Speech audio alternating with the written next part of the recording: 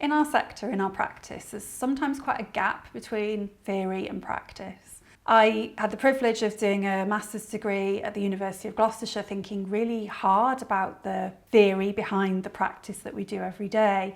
And it's not always an opportunity that every practitioner, every play worker working in a setting has.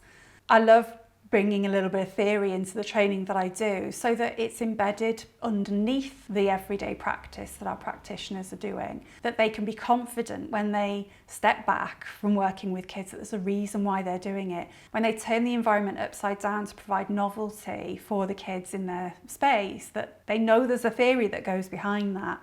The training that I do, the people that I work with, the way in which we think about practice has got to bridge the gap between theory and what we do every day. And that can be really challenging for people who've been doing this a long time. It can be challenging for somebody new to the sector, but to really embed those values around good quality, around making sure that what we do every day is an improvement for the kids that we work with. Sometimes we have to challenge ourselves to go back to the theory, to learn a little bit more, to think a little bit more deeply. And actually that's really hard in a sector where there's no requirement for any CPD, or there's no requirement for any professional qualifications to do what we do. In wraparound care, that's the regulatory framework we work in. But that doesn't mean that as practitioners we shouldn't be pushing ourselves a little bit harder to learn a little bit more, to really reflect on our practice, to take it back to the theory.